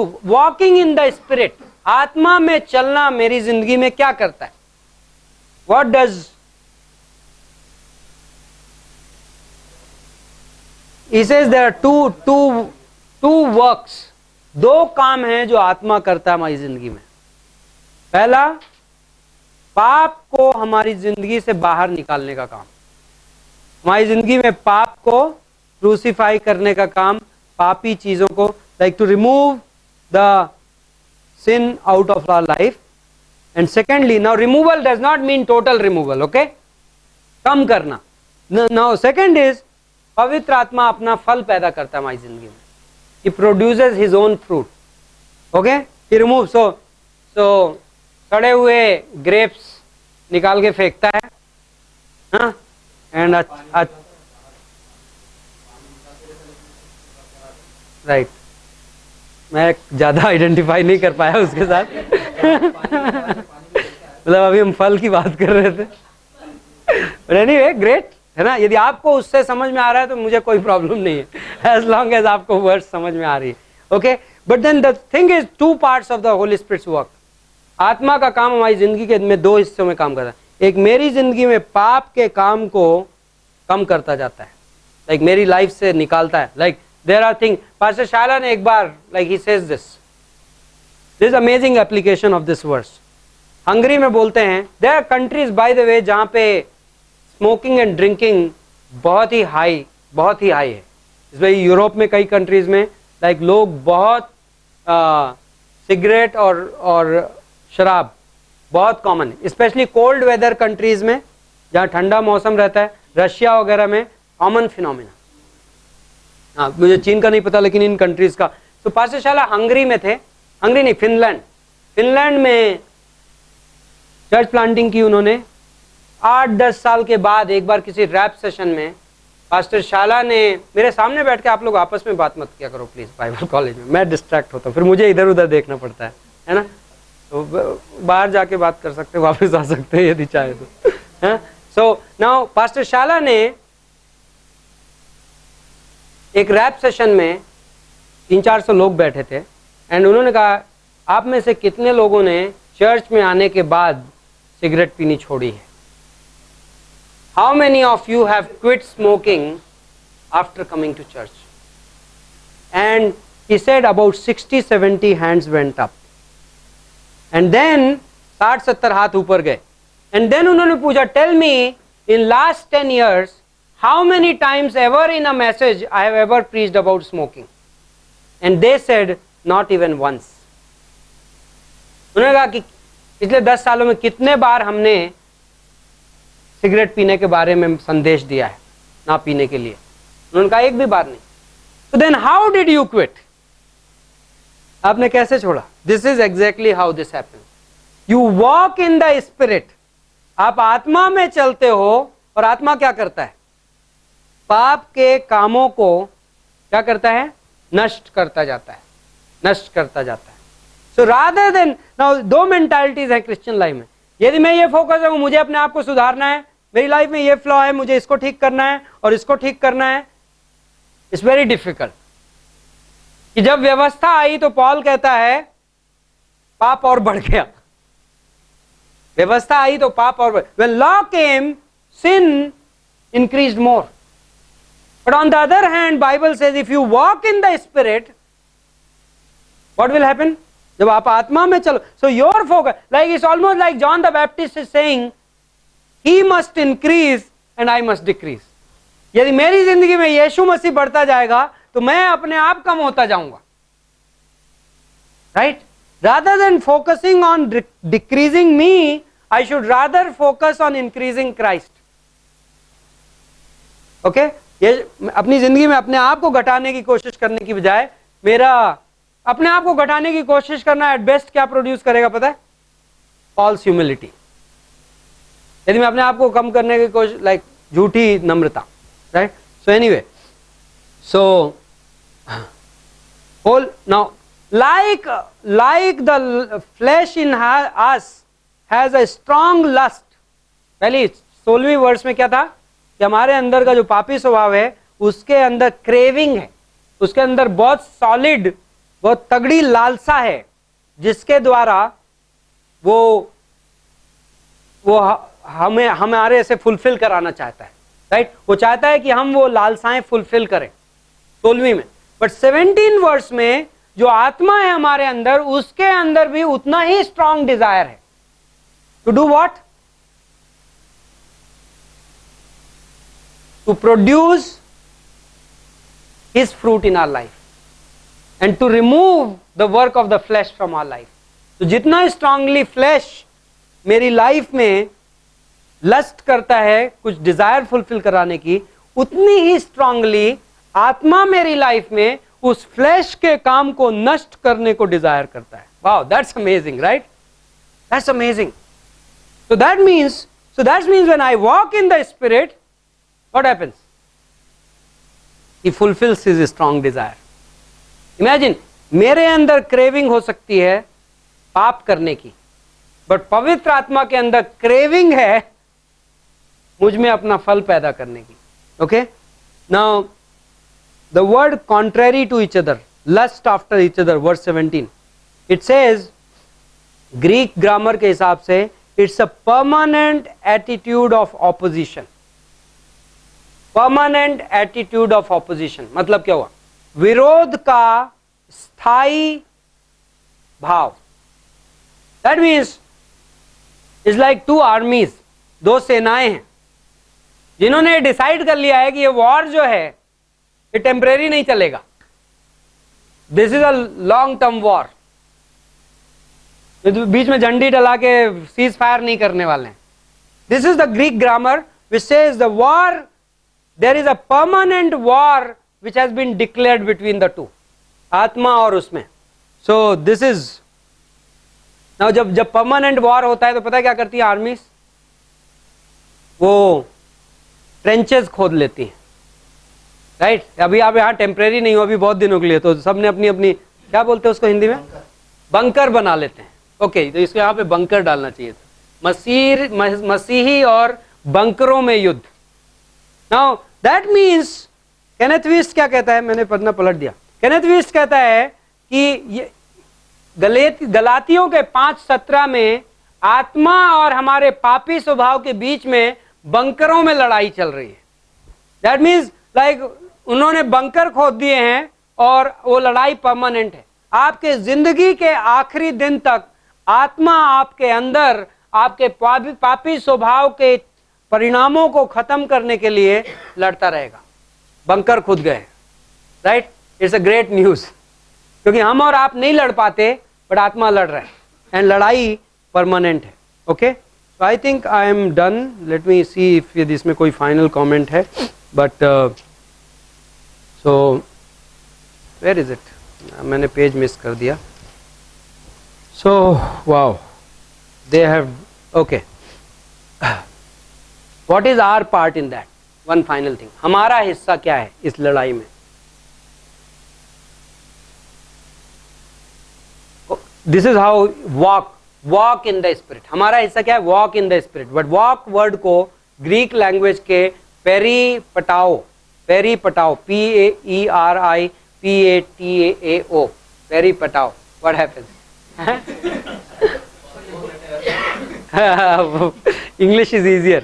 You are saying English is easier. Huh?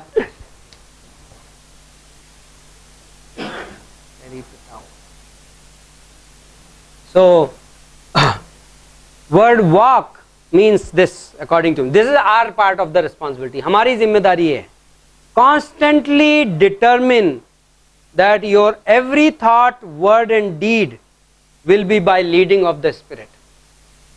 हमेशा ये निश्चय करना, लगातार ये निश्चय रखना कि हमारा हर विचार, हर काम और हर शब्द आत्मा की अगुवाई में चलेगा. Constantly determining that our every thought, every word and every deed will be by the leading of the Spirit, and yielding to Him for the energy to act in the premises. I'll repeat. You want the repetition of this statement? We should be constantly determining that our every thought, word and deed will be by the leading of the Spirit, and we will yield to Him for the energy to act. Yield, Y-I-E-L-D. Okay? हम ये तय कर रहे हैं, लगातार निरंतर ये तय करें कि हमारा हर विचार, हर शब्द और हर कार्य आत्मा की अगुवाई में हो, और हम उसके लिए आत्मा के सामने समर्पित होकर ताकत ग्रहण करें. Okay, so not just like making sure कि मेरे हर थॉट, हर डीड, सारे काम, सारे विचार आत्मा की ओर से आए, बल्कि even the energy to do that will come by yielding constantly to the spirit. जब मैं लगातार आत्मा के सामने समर्पित रहूंगा तो मेरे पास हर विचार, हर काम और हर शब्द को आत्मा की अगुवाई में करने की ताकत रहेगी. ओके, लगातार या कोई भी लगातार आत्मा के सामने समर्पित. वो इसलिए कि make a choice, make a moment bye moment choice, moment bye moment choice. So that means हर क्षण. Now that does not mean, so okay, let me explain this because this is very good question. Christian life में जो word, ये present tense वाला word है, यदि मैं picture draw करूं तो it is not like this.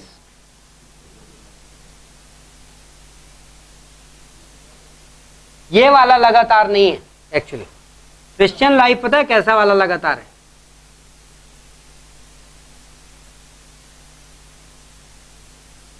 ये वाला लगातार. ये सेम चीज है जो प्रेइंग अनसीजिंगली, निरंतर प्रार्थना में लगे रहो. राइट? मैं एक चीज बोलना चाह रहा हूँ सर कि ऐसा देखा गया है कई बार कि एवरीथिंग हैज अ लिमिट. इस सेंस में बोल रहा हूँ, प्रेयर के सेंस में.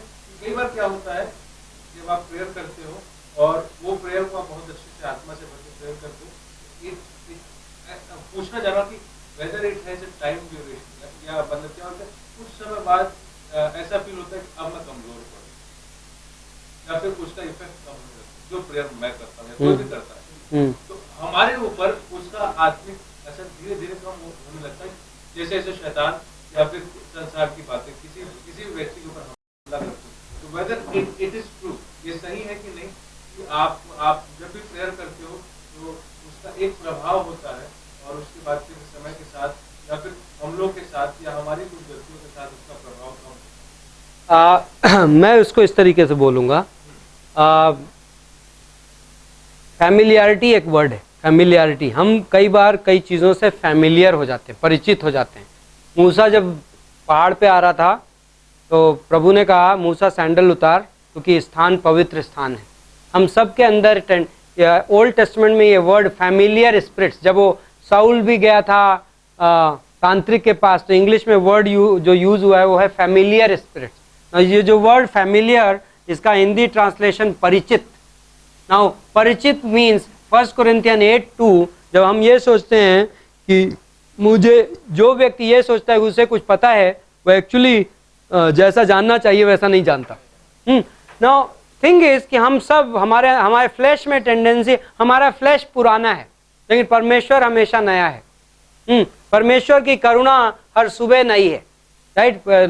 लैमेंटेशन 3:22-23. बट हमारे अंदर ये टेंडेंसी है कि हम बहुत जल्दी परिचित हो जाते हैं. हम कहते हैं अब हमको ये चीज़ आती है. फॉर एग्जाम्पल हमारी प्रेयर के बारे में, हम कह सकते हैं हाँ ये तो हमने बहुत बार की है, बट देन लाइक हम बाइबल पढ़ सकते हैं उस तरीके से, हमने बाइबल खोले, आप जॉन चैप्टर 11 हमने पढ़ा है, हमको पता है, बट गॉड परमेश्वर चाहता है कि हम और जब आत्मा उसमें इन्वॉल्व होता है तो अक्सर वो चीज बिल्कुल फ्रेश तरीके से होती है मेरी लाइफ में, एंड प्रभु ये चाहता है कि मेरी लाइफ में वो चीजें फ्रेश तरीके से हो। लेकिन यदि मेरी लाइफ में कुछ चीजें वैसी पुरानी हो रही हैं तो देन वो बेसिकली मेरा फ्लैश है। बट दूसरी चीज मैं कहूंगा, प्रे अनसीजिंगली के बारे में, निरंतर प्रार्थना में लगे रहो उसके बारे में। कई बार मेरी चीजों के इंटरप्रिटेशन हाइपर स्पिरिचुअल हो सकते हैं। दैट मीन्स कि कई पंक्तियों को मैं एक इम्प्रैक्टिकल तरीके से इंटरप्रेट कर सकता हूं, और अब मैं चूंकि उनको फुलफिल नहीं कर पा रहा हूं तो मैं गिल्टी फील कर सकता हूं। फॉर एग्जाम्पल, प्रेइंग अनसीजिंगली, यदि टेक्निकली देखा जाए, यदि अनसीजिंग वर्ड को आप उस तरीके से लेंगे, लिटरली ये वाले तरीके से, इस दुनिया में कोई पेंटिकोस्ट के दिन से रैप्चर के दिन तक ऐसा कोई सेंट नहीं रहा है जो इस तरीके से अनसीजिंगली प्रेयर किया हो। Okay, so fact of the matter is कि प्रेइंग अनसीजिंगली ये है। नाउ यदि आप ग्रीक लैंग्वेज में जाएं, एंड ग्रीक लैंग्वेज ये बोलता है, उसमें जो टेंस है वो ऐसा है जैसे praying as if you are coughing. हाँ, तो या सो दैट मीन्स लाइक जब आप कॉफ करते हो, आपको खूब खांसी हो रखी है, तो आप क्या बोलते हो? क्या बताएं, लगातार खांसी हो रखी है, बोलते हो कि नहीं बोलते हो? हाँ, लगातार खांस रहा है ये आदमी। यदि यहाँ पे कोई अभी खांस रहा होता और डिस्टर्ब कर रहा होता हमें लगातार, हाँ, तो हम क्या बोलते हैं? ये लगातार खांस रहा, आज पूरी क्लास में लगातार खांसा। That does not mean like every second he was वो, हाँ, non stop. But non stop, actually non stop means this kind of non stop. Same way Christian prayer life is expected to be this kind of prayer life. What happens is if somebody interprets to me कि आपको इस तरीके से prayer करनी है, खुद तो आप कर नहीं पाते और आप दूसरे को सिखाते हो ऐसी करनी है, हाँ, और दोनों एक दूसरे की गिल्ट में जीते हैं। वो आपको देखता है, सोचता है आप वैसी करते हो और मैं नहीं कर पा रहा हूं। और ऐसी क्रिश्चियन, ये एक एग्जाम्पल नहीं, क्रिश्चियन लाइफ में ऐसे बहुत सारे एग्जाम्पल हैं। लोग सो यीशु मसीह ने कहा कि क्या कहा? नहीं, हाँ, which one? नहीं, मैं आज जो हम पॉल का पढ़ रहे थे, गलातियों की किताब में पॉल ऐसे बोलता है पीटर से, पीटर, हम लोग यहूदी होते हुए भी अन्य जातियों के जैसे जीते हैं और तुम अब अन्य जातियों को यहूदी बनने का सिखा रहे हो। दैट मीन्स कि आप इंटरप्रिटेशन देते हो अपनी बाइबल का, डॉक्ट्रिन का, वो ऐसा है जो आप खुद नहीं फॉलो कर पाते, और आप दूसरे को ये स्टैंडर्ड डालते हो कि ऐसा करना है। इस प्रोसेस में कई बार बिलीवर मिसअंडरस्टैंडिंग की वजह से वो ये सोचता है कि वो फुलफिल नहीं कर पा रहा है, बट ये पॉसिबल है कि वो कंप्लीट फुलफिलमेंट में जी रहा है।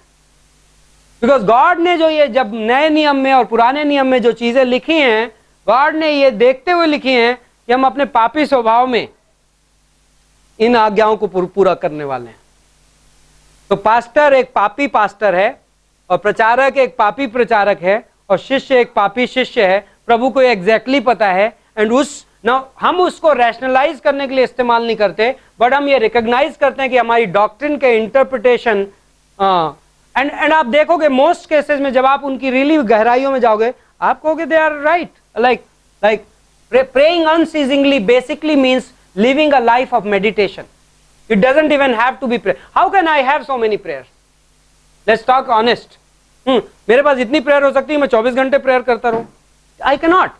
But praying in that would mean, प्रार्थना का मतलब ये होगा कि wow, if I am meditating, because otherwise praying unceasingly and meditate on the word of God day and night will contradict each other.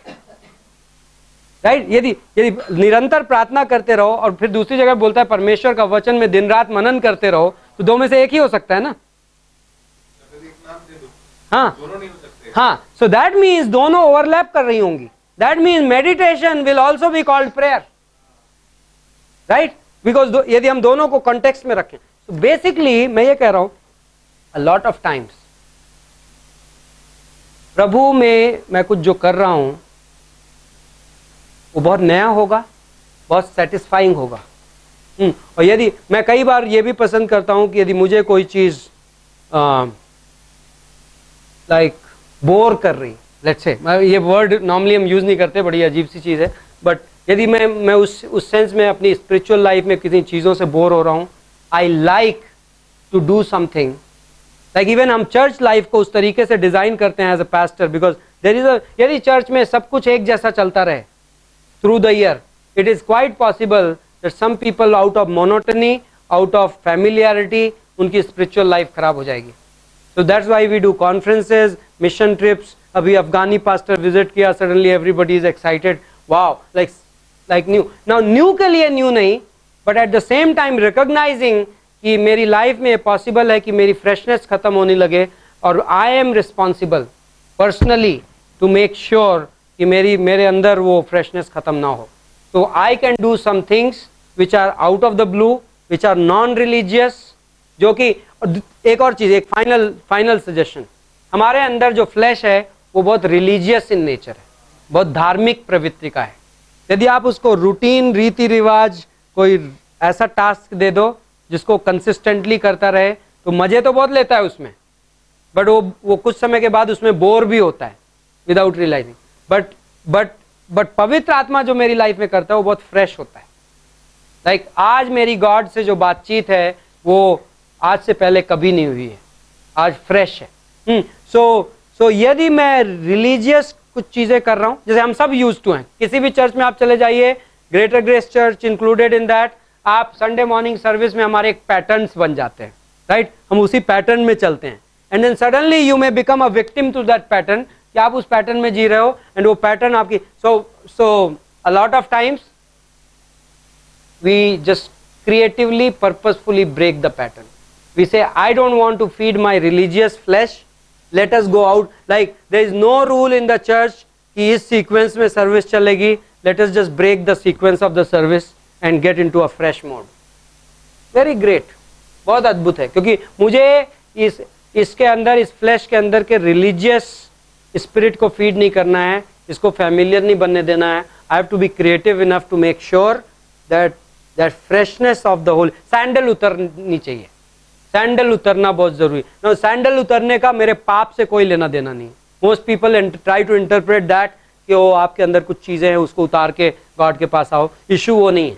Issue ये है कि I can't go like this. Is a Holi means this is a separate place, separate, अलग जगह.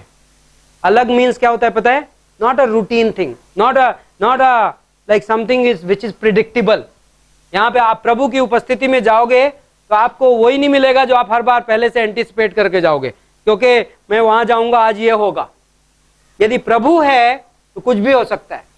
It can be totally very very fresh, and that's what should happen in my walk with God, right? And उसके लिए हमें कुछ करना पड़े. Like for example, a mission trip is due in our church very soon. Otherwise, we will tend to get bored. Okay? So let's pray. Father, we thank you this evening for your grace and mercy. We worship you. We pray for that freshness in our lives. We pray that none of us would get familiar with things which are around us, neither with each other. We treat each other sacredly. When David said about those three mighty men, how can I, he poured that water before the Lord, and he says, how can I drink this water? There was a sense of sacredness in that, Father. So everything about our life is sacred because of you, and we worship you this evening. Thank you for this class. Bless us, feed us this week more. Also, we think of those new things which you are going to do in our life. We have a sense of anticipation, we have a sense of direction. You are eternal God, you are the great I am. There is no one like you, and you are going to do something amazing. You said, call upon me and I will answer, and great and mighty things I will do, and things which you have never seen. You are able to give us more than what we ask or think. We have that kind of expectation from you. Beyond our sin, beyond our nature, beyond our intellect, beyond our strength, beyond anything we have ever seen in our life. Use us for your glory. Touch us. We thank you for the work which you are doing amongst us. We don't take it lightly. We see your presence in every bit of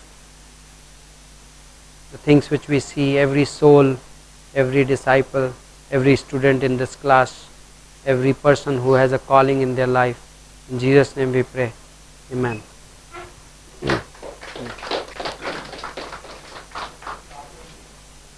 एक बार उसको